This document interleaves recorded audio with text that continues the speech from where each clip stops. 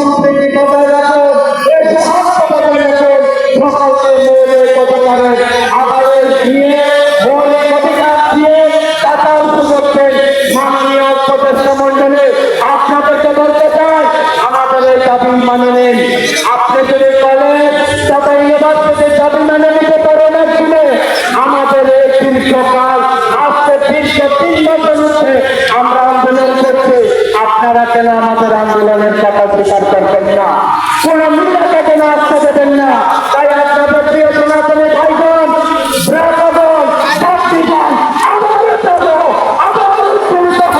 এই সংগ্রামের আমরা দাবি মানা না করতে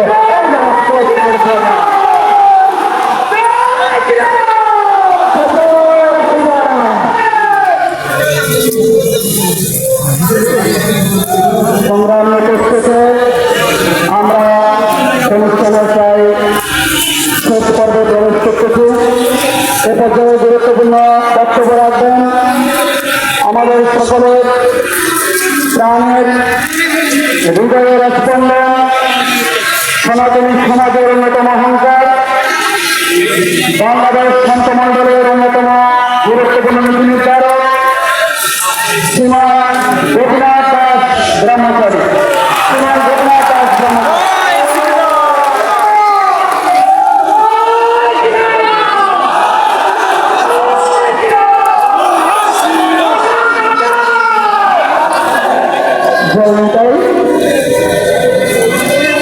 আজ সনাতনী সম্মিলিত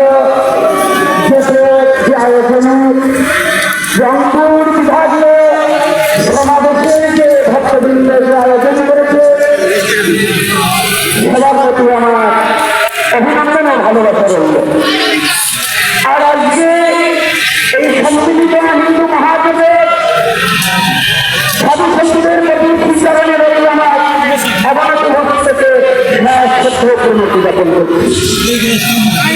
আজ আমরা সনাতনী জাতি ৭১ পর হইতে কত নির্যাতন ছেড়েছে, আজ আমরা নির্যাতনের চরম এবং পরম সীমায় পৌঁছিয়েছি।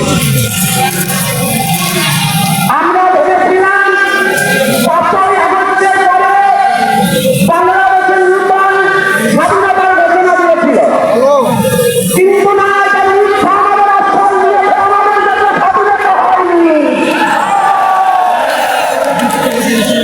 যদি সনাতনীদের স্বাধীনতা হতো, আজকে এই সমাবেশ সময় নাহিদ জ্ঞানী সামনে ছেড়ে করে দেওয়া হলো। নাহিদের সাথে যখন ছাত্ররা ছিল তখন কি সনাতনী ছাত্র ছিল না? তাহলে পরিচ্ছন্নবাদ ওদের মানে এখনো আছে, ওরা সনাতনীদের কখনো হিংসা বলেনি। আজকে কেন রংপুর বিভাগীয় সমাবেশে জেলা স্কুলে দেওয়ার কথা, সেখানে ডিসি মহোদয় প্রথম পারমিশন দেওয়া হয়, ঘুরে গিয়েছিল নাকি মুজাহানদের টাকা খেয়ে আমাদেরকে এই সমাবেশ বাতিল করা হয়। ডিসি মহোদয় ঘুরে যাবেন না, আপনার ডিসি দিয়ে হয়তো আপনার সীমানা নির্ধারণ করা আছে। সনাতনী জাতির কোনো সীমানা বাধা নেই। আমি সনাতনী জাতিকে জানাতে চাই, আজকে যারা যত পাঠাবে আমাদের লড়াই তত শক্ত হবে। আমরা জেনে থাকবো না, আমরা জেনে থাকবো না। আমি তো একটা ঘটনা দিচ্ছি।